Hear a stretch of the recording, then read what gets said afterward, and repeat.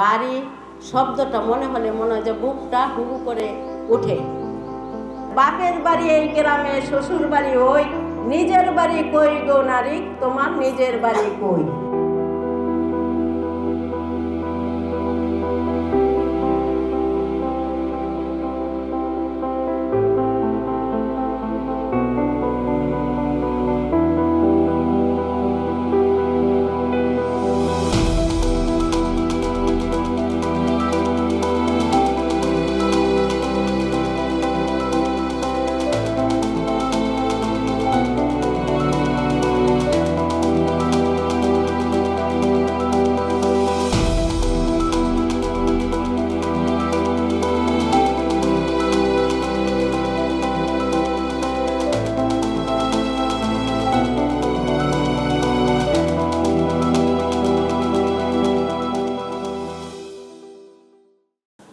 আসসালামু আলাইকুম, আমি হোসনে আরা বেগম রাফেজা।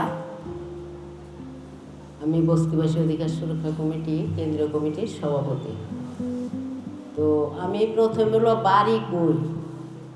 বাড়ি কই বলতে পোকাকে প্রথমে ধন্যবাদ দিব যে পোকা আসলে আমাদের বাড়ি কার কোথায় কী অবস্থা সেটা কিন্তু খোঁজ নেওয়ার জন্য এই যে আড্ডাটা, এজন্যই ধন্যবাদ দিতেছি পোকাকে। তাই আমার জন্মস্থান রায়ের বাজারে হাজারীবাগ, আর আমি বেড়ে উঠেছি নাটোরে। আমি ছোটোবেলায় নাটোর চলে গেছি। নাটোরে আমি আমার লেখাপড়া বা ওইখানে আমি প্রাকৃতিক মাধ্যমে যেমন গরু, ছাগল, হাঁস, মুরগি, গাছপালা সব কিছু নিয়ে ওখানে বেড়ে ওঠা। যেমন ওখানে নাটোরের কাঁচাগোল্লা খুব আমরা ছোটোবেলায় খেতাম, পুকুরে মাছ ধরা, বিভিন্ন বিষয় নিয়েই আমাদের এই বেড়ে ওঠা।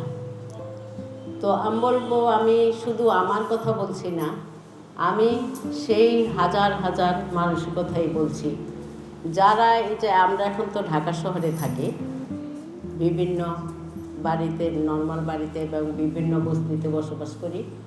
তো আমি বলবো যে আমাদের যে হাজার হাজার মানুষ যারা আমরা এই নগরে বসবাস করি, তারা কিন্তু আমরা বসে থাকি না। আমরা কিন্তু এই নগরের চালিকা শক্তি। আমরা কিন্তু এই নগরকে পরিষ্কার রাখি। যেমন রিক্সা চালক, ভ্যান চালক, ছোট ছোট চায়ের দোকান, বিভিন্ন যত ছোট কাজ আমরা যারা বস্তিতে বসবাস করি তারাই কিন্তু আমরা করি।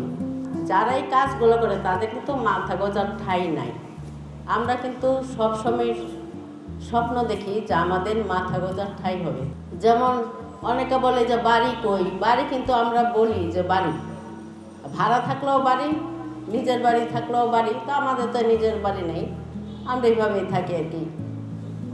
তো বাড়ি মানে চারটে দেওয়াল নয়, একটা ছাদ নয়। বাড়ি মানেই আমাদের সারাদিন হাড় খাটুনির পরে আমরা এক চিলতে জায়গা যখন যাই, একটা ঘরে নিঃশ্বাস ফেলবো, সেটাই আমরা মনে করি যে আমার বাসায় আমি আসছি।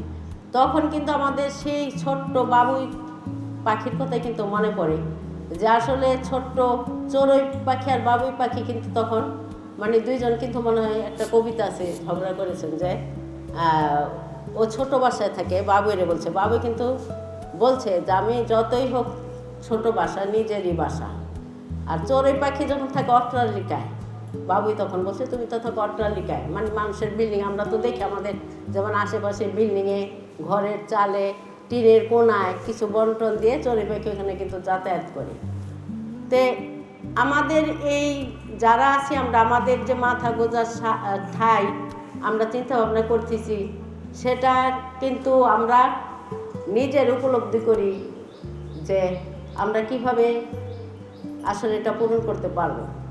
তো সত্যি যে আমাদের কবি জসিমউদ্দিন কিন্তু লিখে গেছেন একটা কবিতা, যেমন সে যে আমাদের কথাই কিন্তু লিখে গেছেন। আমরা যখন সেই পড়ি, আমাদের যখন মনে হয় যে বাড়ি শব্দটা মনে হলে মনে হয় যে বুকটা হুহু করে ওঠে।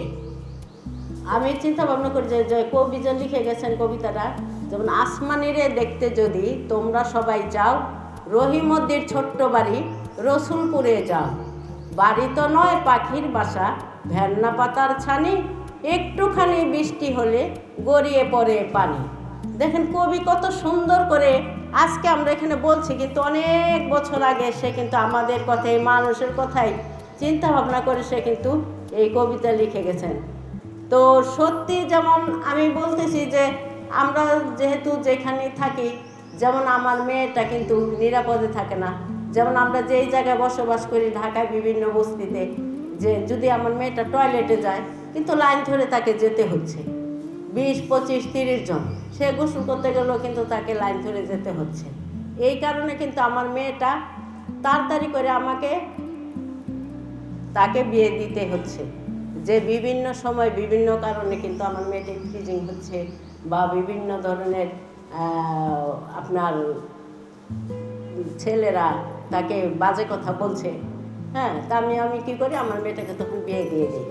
আবার দেখেন মেয়েটা যখন আমরা একটি ঘরে 8 থেকে 10 জন গাদাগাদি করে থাকি, তখন কিন্তু আমার মেয়েটা কিন্তু তার যে গোপনীয়তা সেটাও কিন্তু হারিয়ে ফেলতেছে।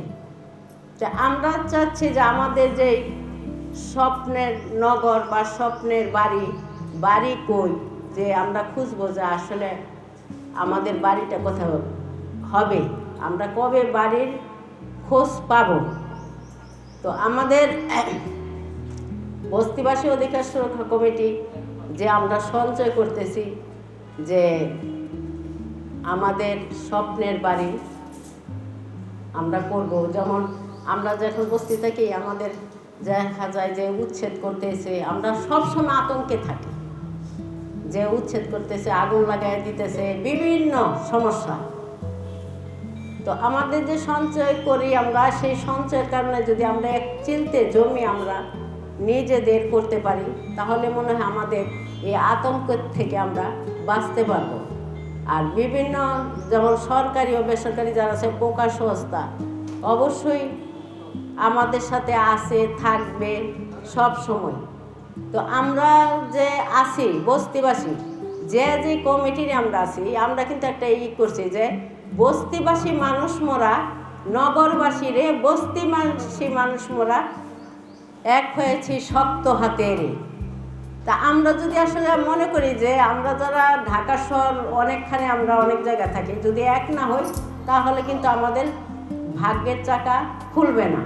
এক হতে হবে, আমি একাও পারবো না, আরেক ভাইও পারবো না, ওই শ্যামল ভাইও পারবো না যে একসাথে 10 লাখ হয়। সেই জন্য আমরা সঞ্চয়ের চিন্তা ভাবনা করতেছি।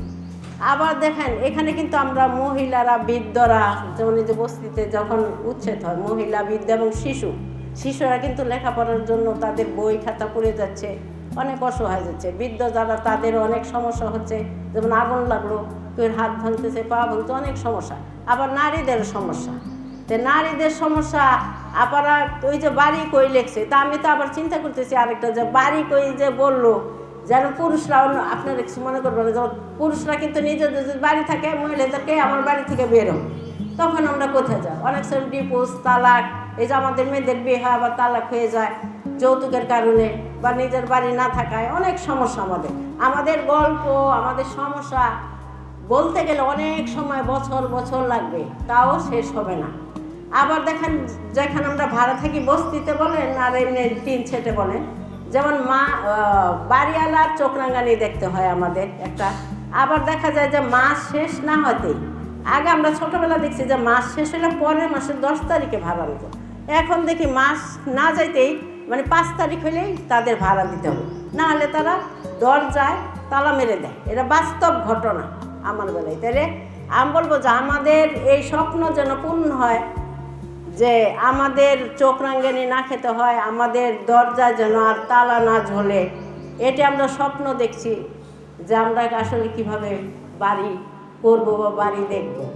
তো আরও ওই যে যেটা বলতেছে যে যাদের বাড়ি তারা কিন্তু মহিলাদের অবহেলা করে। তাহলে একটা অনেক জ্ঞানী গুণী শিল্পী, কবি, সব কিছু প্রাকৃতিক এবং মানুষের জীবনমান উন্নয়ন নিয়ে কিন্তু তারা কবিতা লিখেছেন, গান লিখেছেন। এটা কিন্তু সবাই জানেন বা সবাই পড়েছেন, আমরাও পড়েছি। এই যে একটা গান আছে যেমন বাড়ি কই, হ্যাঁ, যে বাপের বাড়ি এই গ্রামে, শ্বশুর বাড়ি ওই, নিজের বাড়ি কই গো নারী, তোমার নিজের বাড়ি কই। আসলে কিন্তু কথাটা সত্যি, আমরা শুনি, মন দিয়ে শুনি যে সত্যি যদি আজকে আমার নিজের একটা বাড়ি থাকতো তাহলে কিন্তু আমাদের এই কথাটা শুনতে হতো না।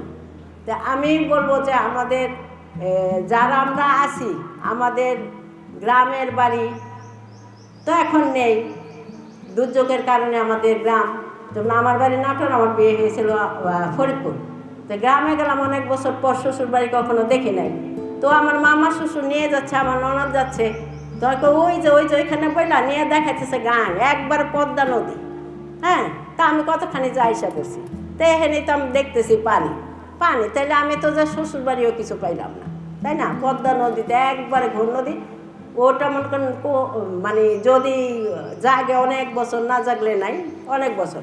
আমার বিয়ে হওয়া প্রায় 30 বছর, আমি এখনও দেখি নাই যে ওইখানে জাগছে বা কেউই। ওই অন্যের বাড়িতে থাকে, সবাই অন্যের জায়গায় থাকে। তে আমি সবার কাছেই, আমাদের বস্তিবাসী, পথবাসী, ঝুপড়িবাসী, বেদেবাসী, সবার পক্ষ থেকে আমার দাবি থাকবে যে আমাদের একটু সুদৃষ্টিতে সরকারি বা বেসরকারি প্রতিষ্ঠান যারা আছে আমাদেরকে একটু দেখবেন বা খেয়াল রাখবেন। ধন্যবাদ সবাইকে। আসসালামু আলাইকুম।